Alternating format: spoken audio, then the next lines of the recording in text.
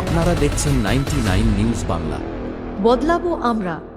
বরাকরের দুই গোষ্ঠীর ঝামেলার গুলি চলার ঘটনায় এখনো এলাকা থমথমে, মোতায়েন রয়েছে পুলিশ। গতকাল দুই গোষ্ঠীর ঝামেলায় চলেছিল গুলি, লাঠি ও তরোয়াল। এই ঘটনায় আহত হয়েছিল মোট 3 জন। ঘটনাটি ঘটে আসানসোল দুর্গাপুর পুলিশ কমিশনারেটের কুলটি থানার বরাকর ফাঁড়ি অন্তর্গত মানবাড়িয়া এলাকার মসজিদের নিকট। সামান্য কথা কাটাকাটি থেকে রণক্ষেত্রে পরিণত হয় গোটা এলাকা। দুই গোষ্ঠীর মধ্যে বচসা থেকে শুরু হয় লাঠি ও তরোয়াল দিয়ে মারপিট, তারপরে শূন্যে চলে গুলি।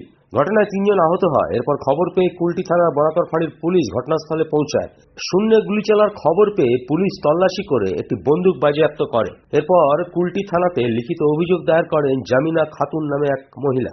এই অভিযোগের ভিত্তিতে গতকাল রাত পর্যন্ত নাইম আক্তার, জাকির আক্তার এবং ইয়াসির আক্তারকে গ্রেপ্তার করা হয় এবং অভিযুক্ত দুজন সাজিদ আক্তার ও সাকির আক্তার ফেরার রয়েছে। তাদের খোঁজে তল্লাশি চালিয়ে যাচ্ছে বরাকর ফাঁড়ির পুলিশ। সোমবার দুপুর পর্যন্ত অভিযুক্ত বাকি দুজনের তল্লাশি চলছে। তবে ঘটনার জেরে এখনো পর্যন্ত পুলিশ মোতায়েন রয়েছে এলাকায়। ये लोग दोनों का म्यूचुअल होकर काम हो रहा था, दोनों पार्टी काम कर रहा था। तीसरा आके बकबक करके क्या किया नहीं किया उसी में झूठ जमाता हुआ।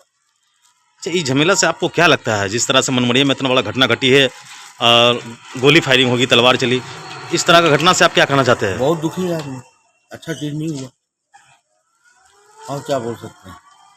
एक जगह रहना है, दोनों का म्यूचुअल में काम हुआ है और हुआ अच्छा तो हुआ नहीं, यही बात। प्रशासन की तरफ से क्या सहयोग मिला है अभी तक यहाँ के लोगों को? तो दोनों तरफ से कड़ा एक्शन हो रहा है। अगला कौन कसूरवार है उसको सजा दिया जाएगा। বরাকর থেকে বাল্টি খানের রিপোর্ট, 99 নিউজ বাংলা।